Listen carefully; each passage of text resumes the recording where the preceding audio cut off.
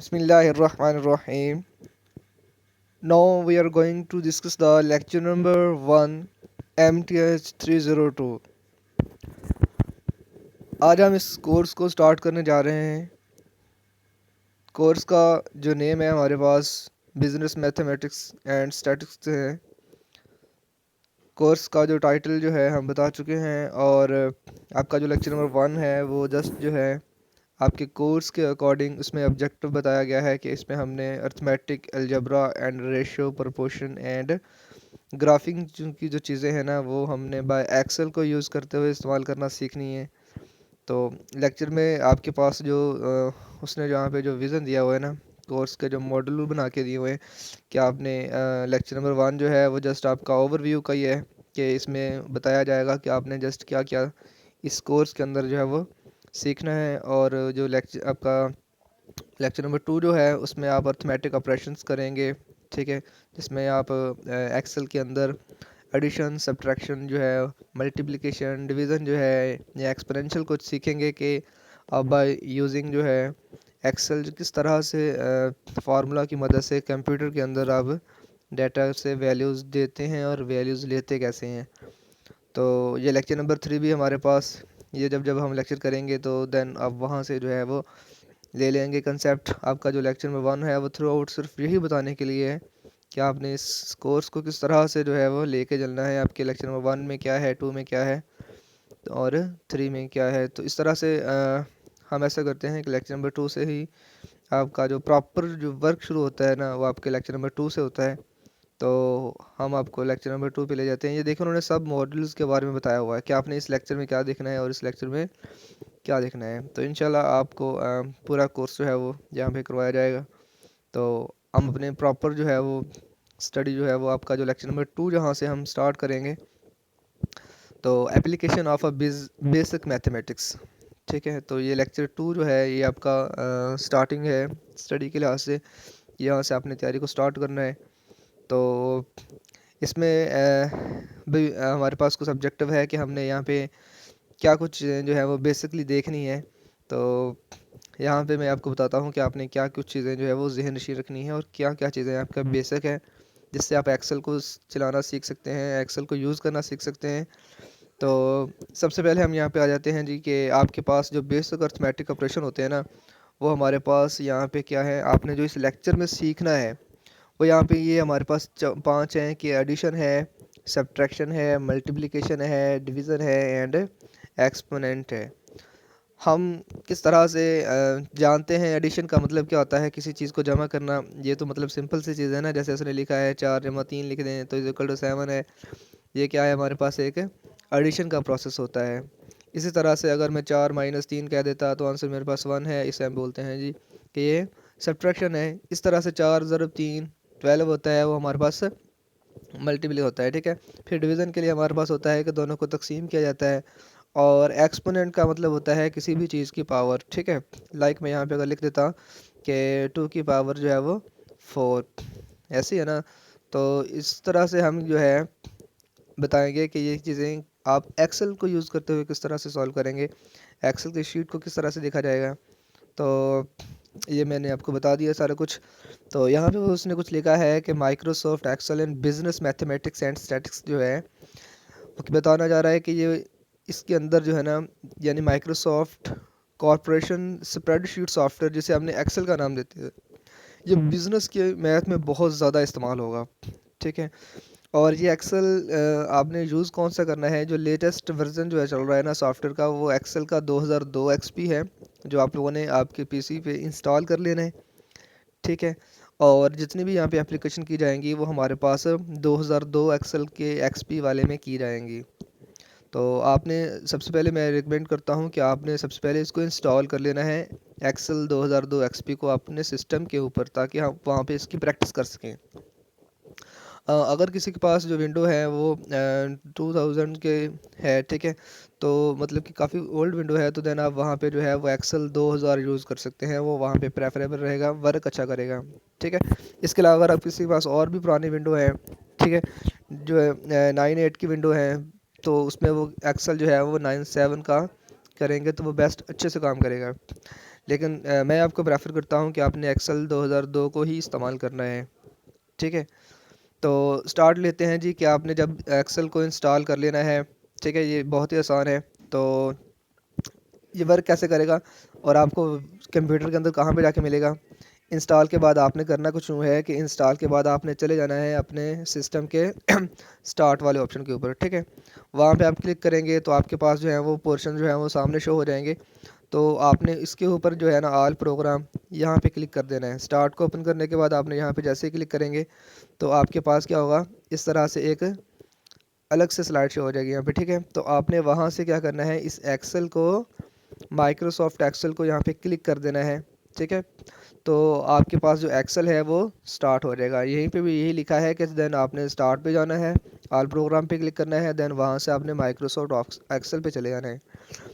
तो इससे ये होगा कि आपके पास एक्सेल की विंडो जो है वो स्प्रेडशीट की इस तरह से आपके सामने आ जाएगी। ठीक है, जैसा कि आपको यहाँ पे नज़र आ रहा है। अब होगा क्या कि इसमें ये चीज़ें क्या होती हैं, पहले तो मैं आपको थोड़ा सा इसका तारफ़ बताता जाऊँ। ये जो आपके पास ए लिखा है, बी लिखा है, डी सी लिखा है, डी लिखा है, ये जो नीचे की तरफ आ रहे हैं ना, ये हमारे पास होते हैं कॉलम। ठीक है, और ये जो 1 2 3 4 ऐसे अप टू सो ऑन यहाँ पे 23 तक नज़र आ रहा है, ये काफ़ी सारे हैं। इसे हम बोलते हैं रॉ। ठीक है, इसे हम क्या नाम देते हैं, रॉ का। तो जब भी हम किसी भी सेल, इसके एक जो है ना खाना, जैसे ये रेक्टेंगल सी बनी होती है ना, अगर मैं किसी एक की बात करूँ यहाँ पे, तो ये हमारे पास जो है ना, जैसे कि मैं यहाँ पे बोल्ड करके दिखा देता हूँ कि जैसे कि मैं सिर्फ़ और सिर्फ इसकी बात करूँ कि इसका एक खाना जो नज़र आ रहा है मुझे, ठीक है, ये वाला, तो इसे हम नाम दे देते होते हैं सेल का। ठीक है, तो किसी भी एक जो हमारे पास खाना नज़र आ रहा है, सेल है, इसे अगर हमने बताना हो कि ये क्या चीज़ है, तो करेंगे क्या, हम यहाँ पे हमने इस पे क्लिक करेंगे। सबसे पहले वो कॉलम का नाम बताएगा और उसके बाद उसका रॉ लिख देगा। लेट सपोज अगर मैं यहाँ पे कहूँ कि मैंने जो है ये वाला जो है ना पोर्शन बताना है, तो ऊपर क्या लिखा जाएगा, ऊपर लिखा जाएगा A&6, यानी कि मैं समझ जाऊँगा कि मैं ए वाले कॉलम के अंदर 6 रॉ के पास मौजूद हूँ। ठीक है, यहाँ पे मैं बता भी देता हूँ, this slide show that workbook by the name book 1। ठीक है, तो ये आपके पास शीट 1 है। यहाँ पे आप देख भी सकते हैं कि इसके ऊपर शीटें काफ़ी सारी होती हैं कि आपका वर्क अगर ज़्यादा है, शीट 2 भी है, शीट 3 भी है, इस तरह से आप क्रिएट करते जाते हैं। ठीक है, तो यहाँ पे हमारे पास यही है कि एक्सेल जो विंडो है, has a column number starting from A and row starting from 1। ये मैं आपको बात बता चुका हूँ।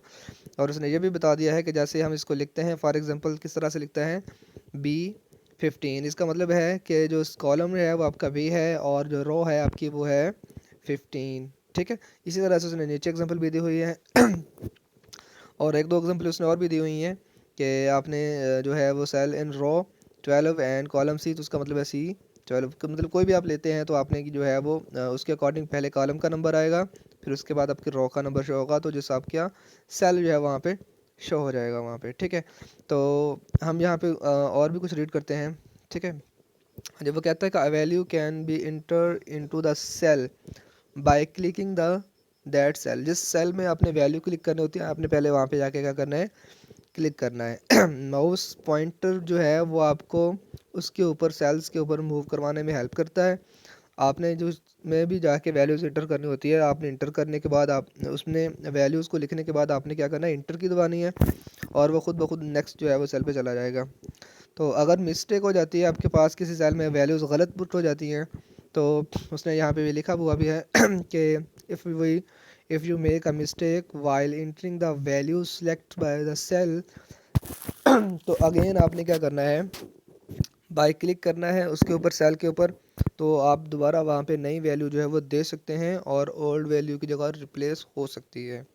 ठीक है, तो इसके अलावा if only one or more digit are to be change, अगर आपने एक से ज़्यादा जो है वो नंबर चेंज करने होंगे, तो आप क्या कर सकते हैं, वहाँ पे डबल क्लिक करेंगे सेल के ऊपर और जैसे ही वो ब्लैंकिंग करना शुरू कर देगा, आपने उसको मूव करते जाना है जिस तरफ को भी आप लेके जाना चाहते हैं, जहाँ पे आप चेंज करना चाहते हैं।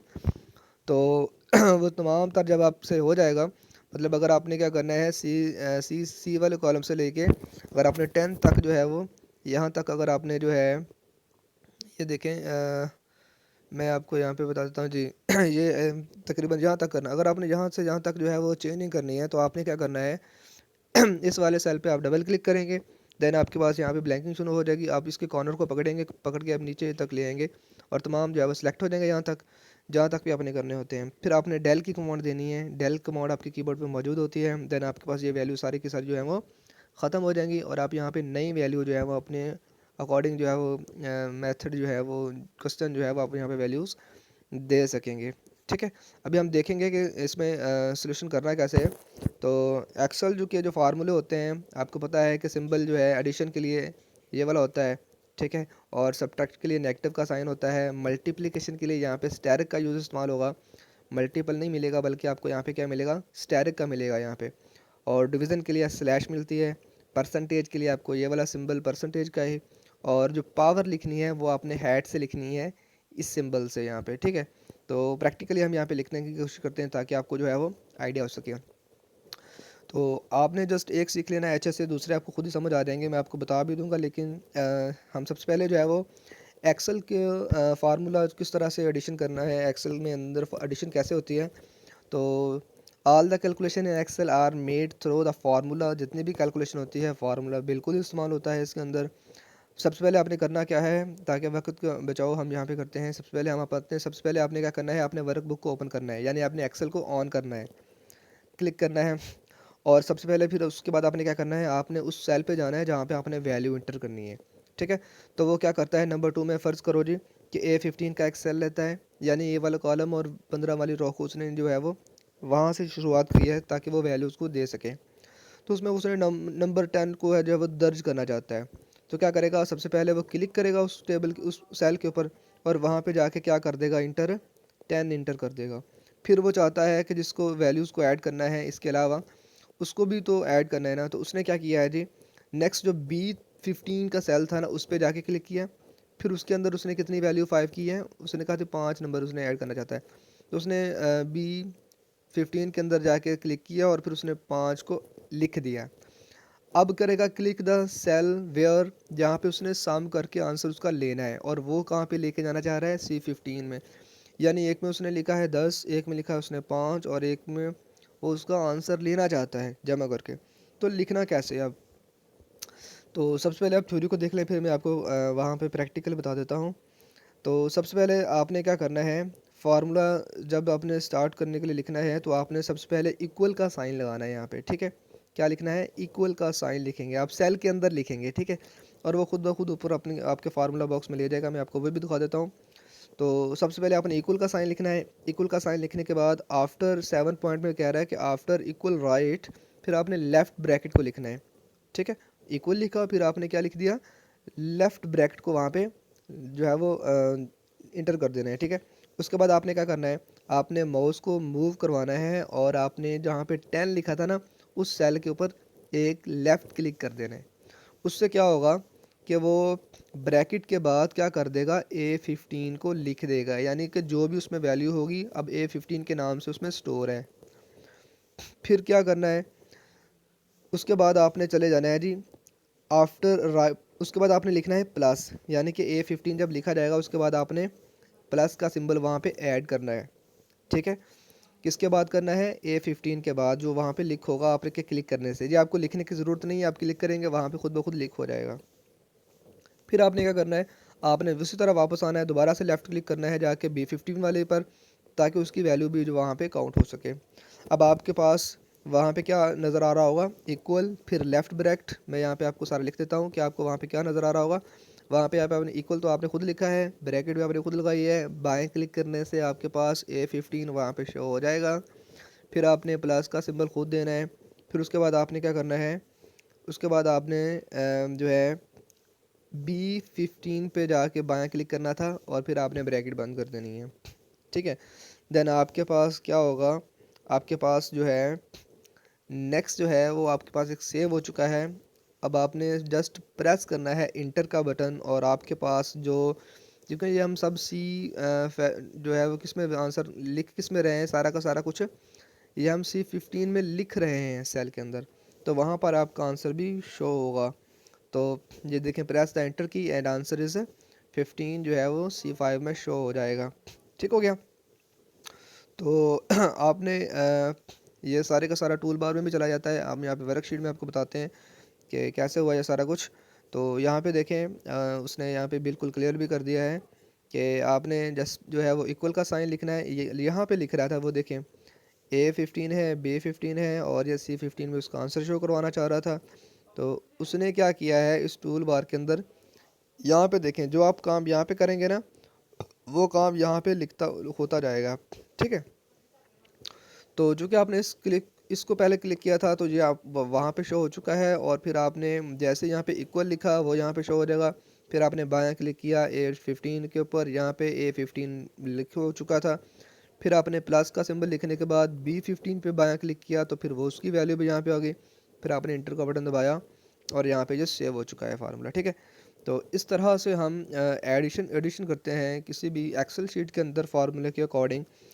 इसके अलावा अगर आपने ज़्यादा वैल्यू लेनी है, जैसा कि उसने कहा है कि आपके पास काफ़ी सारी वैल्यू हैं, 1 2 3 4 5 काफ़ी सारी वैल्यू हैं, तो आपका प्रोसीजर बिल्कुल वही होगा कि जिसमें आपने लिखते जाना है, जिसमें आपने ऐड करना है वहाँ पे इक्वल दबाएंगे, फिर बायां क्लिक, फिर प्लस, फिर बायां क्लिक, मतलब जितने भी आपके पास सेल में वैल्यूज़ हैं आपने क्या करते जाना है, उनको सिलेक्ट करते जाना है। फिर उसके बाद आपने ब्रैकेट को बंद कर देना है और प्रेस कर देना है, तो जिसमें आपने सारा कुछ लिखा होगा उसमें आपका आंसर आ जाएगा। बहुत ही आसान काम है। तो यहाँ पे देखें बिल्कुल ऐसे हुआ है। उन्होंने क्या किया जी, यहाँ पे इस दफ़ा 4 5 वैल्यू ली है और फिर उन्होंने इक्वल का साइन दबाया और आपके पास 6 नंबर जो है वो थे, तो वो जो है ऐड हो चुके हैं। ये स्टेप आपने जो ऊपर वाला लिखा होता है स्टेप, इसमें जस्ट वो थ्योरी होती है कि आपने लिख देना है कि मैंने इंटर 5 किया है उसके अंदर, तो फिर मैंने इंटर 10 किया है इस कॉलम के अंदर। ठीक है। तो जब ऐसे लिखते हैं कि अगर आपके पास शॉर्ट क्वेश्चन आता है आपके पास, तो आपने इसे ऊपर थ्योरी वाली बता देना है कि मैंने इसके अंदर ये पुट किया, इसके अंदर ये पुट किया, तो इससे जो है वो क्वेश्चन की लुक अच्छी हो जाती है। बहरहाल जो वर्क होता है ना आपके पास, वो आपको मैंने बता चुका हूँ कि किस तरह से होता है। फिर सब्ट्रैक्शन के लिए भी वही काम होगा, जस्ट आपने एडिशन की जगह पे माइनस का सिंबल लगाना है, बाकी कोई चेंजिंग नहीं करनी। आपके पास ये 2 नंबर है, मैं आपको सीधा एक्सेल की शीट से दिखा देता हूँ कि अगर आपके पास सिर्फ और सिर्फ 2 नंबर हैं तो आपने क्या किया है, वही काम किया है। जस्ट यहाँ पे अगर देखें आप, तो आप देख सकते हैं कि जस्ट जो है वहाँ पे नेगेटिव का साइन आया है, बाकी किसी किस्म की कोई चेंजिंग नहीं है। वो उसके सेल के अकॉर्डिंग है, यहाँ पे वो 50 ले रहा है। ठीक है, ए का भी और बी का भी, तो जिसकी वजह से A50 माइनस B50 लेके आ रहे हैं, वो आपका सेल है। उसके आपके पास कोई मतलब के फ़र्क नहीं पड़ना चाहिए। आप जस्ट ये बताएं कि किस सेल में काम करना चाहते हैं, आप ये किसी भी सेल के अंदर जाके काम कर सकते हैं। ठीक है। तो आई होप कि आपने समझ लिया होगा कि आपने काम करना कैसे है। अब इसी तरह से अगर मल्टीपल करना है तो देन भी आपने क्या करना है, पहले इक्वल का साइन दबाना है, फिर आपने जिस सेल के ऊपर क्लिक करना है वहाँ पे वैल्यू लिखनी है, तो फिर आपने दूसरे पे क्लिक करना है, उस पर वैल्यू लिखनी है। अब दोनों को जब आपने मल्टीपल करना है तो इक्वल लिखने के बाद पहले आपने लेफ़्ट इस पर क्लिक करना है। ठीक है, पहले वैल्यू वाले पे फिर आपने मल्टीप्लिकेशन करना है तो स्टैरिक का लफ्ज़ लगा देंगे।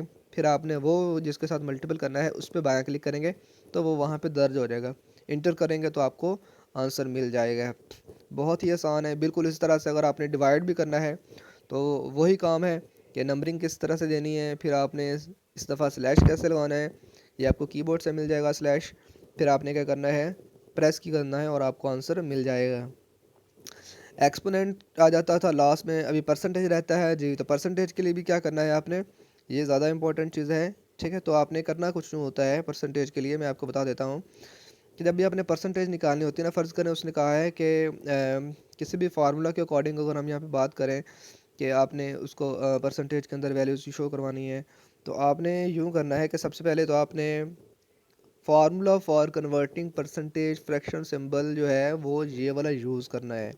यानी अगर 20% को आपने फ्रैक्शन के फॉर्म में लेके आना है तो आप क्या करेंगे, आप पहले किसी भी सेल के अंदर अपना उस परसेंटेज का नंबर डालेंगे। लेट अस सपोज यहाँ पे 20% था तो उसने 20 किसी भी सेल के अंदर पुट कर देना। फिर आपने क्या करना है, अब आपने किसी नेक्स्ट रो में जाना है, किसी नेक्स्ट सेल के अंदर जाना है और नेक्स्ट सेल उसने यहाँ पे कहा हुआ है B19। ठीक है, तो B19 में जाके आपने इक्वल का बटन दबाना है, बिल्कुल उसी तरह से जिस तरह हमने एडिशन सब्ट्रैक्शन मल्टीप्लिकेशन में कहा है। फिर आपने बायां क्लिक करना है उसमें जिसमें वैल्यू पुट की थी और वो हमारे पास है A19 का, तो A19 आपके पास यहाँ पे शो हो जाएगा। देन आपने क्या करना है, फिर आपने उसके साथ जो है वो परसेंटेज का सिंबल डाल देना है, ठीक है। और प्रेस इंटर करना है, कुछ भी नहीं करना, हमें वैल्यू भी एक ही चाहिए, यहाँ पे आपको आंसर मिल जाएगा, ठीक है। बहुत ही आसान था। इसके बाद एक्सपोनेंशियल क्या होते हैं? एक्सपोनेंशियल जो होते हैं ये होते हैं आपके पास पावर के लिए, ठीक है। लेट सपोज अगर मैं आपको यहाँ पे बताऊँ कि आपके पास फ़र्ज़ करें जी कोई एक आपने नंबर है उसकी पावर लेनी है, तो आपने इक्वल का साइन दबाना है जैसा कि आम रूटीन में आप कभी करते आ रहे थे। फिर आपने वो नंबर जिसकी पावर आपने लेनी है, फिर आपने किसी भी सेल के अंदर उस नंबर को लिखना है, जैसा कि यहाँ पे ये 16 लिख दिया था उस नंबर के अंदर A85 में, ठीक है। तो फिर आपने क्या करना है, जब आपने उसमें वैल्यू पुट कर दी है, फिर आपने जिसमें नेक्स्ट आपने एक और कॉलम लेना है, उसके अंदर आपने वो पावर लिखनी है जितनी आपने पावर लेनी है। तो बी वाले में वो पावर भी लिख दी कि जितनी उसकी लेनी थी। अब लिखना कैसे था, आपने इक्वल का साइन दबाना है, ठीक है, जिस सेल के अंदर भी आप आंसर देखना चाहते हैं। फिर आपने वो जिसकी पावर लेनी है उस वाले सेल पे जाके बाएं क्लिक करेंगे तो वो सेल का नंबर लिख दिया जाएगा, यानी कि यहाँ पे A85 था। फिर आपने ये वाला सिंबल कीबोर्ड से डालना है, इसे आप हेड का नाम देते हैं, ठीक है। ये आपने सिंबल जो है वो लिख देना है। जैसे ही आप ये सिंबल लगाएंगे उसके बाद आपने क्या करना है, फिर आपने करना है बायां क्लिक, ठीक है। तो नेक्स्ट आपने बायां क्लिक उस पर करना है, जितनी पावर लेनी है वो आपने दर्ज की हुई होगी पहले, तो वो यहाँ पे लिखी जाएगी। देन आपने प्रेस इंटर करना है तो आपके पास उसका आंसर आ जाएगा, ठीक है। बहुत ही आसान है। इसमें भी कोई ऐसा मुश्किल काम नहीं था। जिस तरह आम एडिशन, सब्ट्रैक्शन, मल्टीप्लिकेशन, डिवीज़न थे, परसेंटेज था, बिल्कुल इस तरह से हमने यहाँ पे देखा कि हमारे पास जो एक्सपोनेंट होता है ना वो भी बिल्कुल इसी तरह से लिया जाता है, ठीक है। तो बाकी होमवर्क है आपका और लेक्चर ख़त्म हो चुका है। उम्मीद है आपको लेक्चर पसंद आया होगा, ठीक है। अगर आप इस वीडियो पे नए आए थे तो आपने लाजमी वीडियो को लाइक करना है, शेयर करना है और चैनल को सब्सक्राइब भी आपने लाजमी करना है। ओके, अल्लाह हाफिज़।